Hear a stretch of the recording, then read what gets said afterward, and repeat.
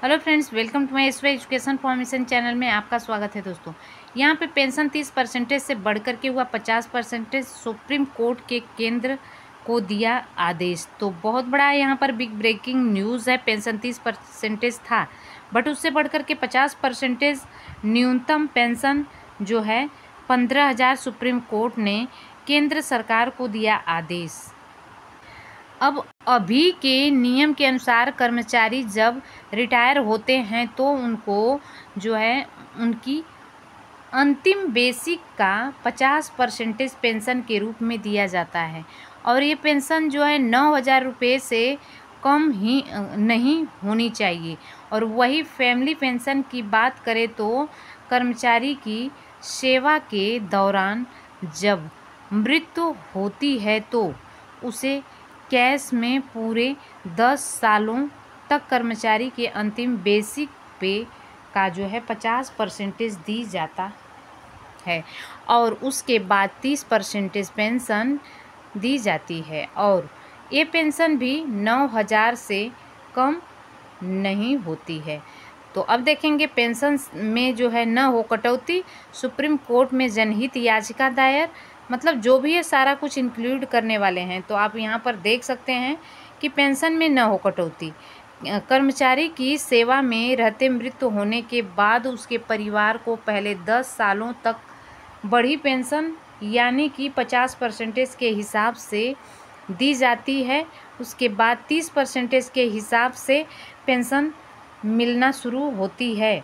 और उसी को लेकर के सुप्रीम कोर्ट में एक जनहित याचिका डाली गई है, जिसमें कहा गया है कि जब एक बार 50% के हिसाब से पेंशन मिलनी शुरू हो जाती है तो 10 साल के बाद जो है 30% करना न्याय संगत नहीं है।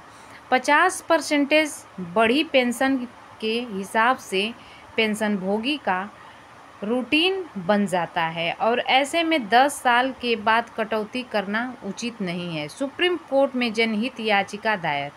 इसी को लेकर के सुप्रीम कोर्ट में एक जनहित याचिका PIL डाली गई थी, जिसमें कहा गया कि एक बार जब पेंशन 50% के हिसाब से मिलनी शुरू हो जाती है तो इसके बाद में कम करना उचित नहीं है।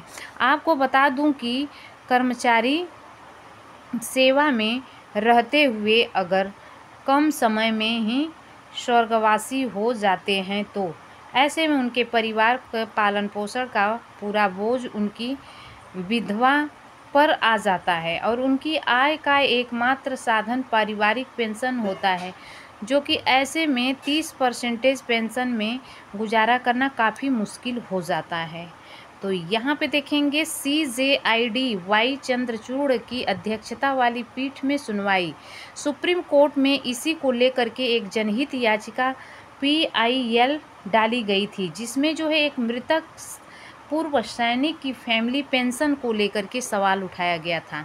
CJID वाई चंद्रचूड़ की अध्यक्षता वाली पीठ ने शुरू में इस PIL पर विचार करने की इच्छा नहीं जताई। सुप्रीम कोर्ट ने इसे सरकार का नीतिगत मामला देखते हुए इसकी सुनवाई करने से मना कर दिया था।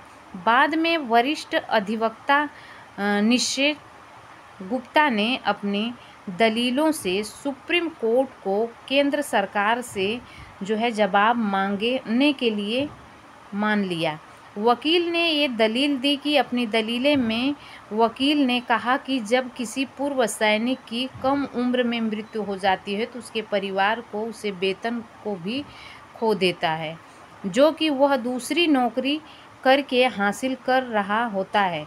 रक्षा कर्मियों को अंतिम वेतन के 50% के बराबर पेंशन दी जाती है। कर्मी की मृत्यु की स्थिति में विधवा या आश्रित बच्चों को अंतिम पेंशन के 30% के बराबर साधारण फैमिली पेंशन दी जाती है। कम पेंशन में जीवन यापन करना मुश्किल।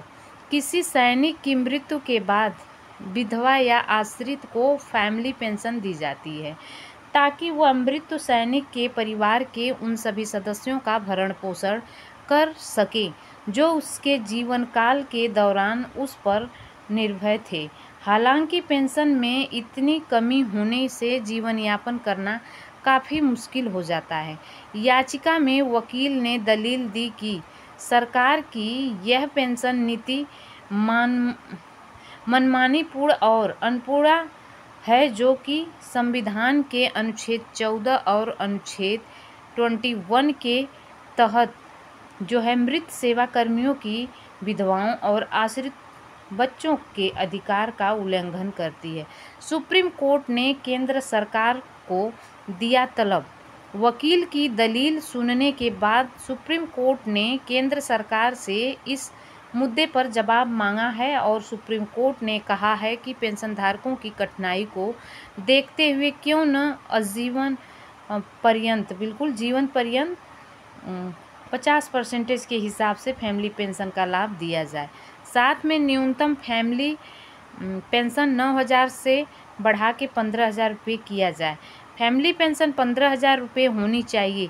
आपको बता दें कि देश भर में पूर्व सैनिकों की लगभग 6.50 लाख, विधवा पेंशन भोगियों में लगभग 85 यानी लगभग 5.53 लाख, JCO या OR रैंक के कर्मियों की विधवाएं हैं।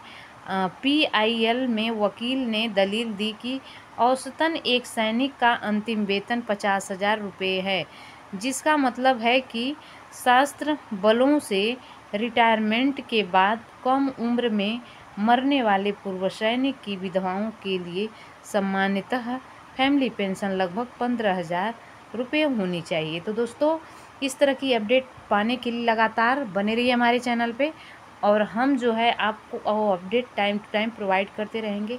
Thanks for watching. God bless you.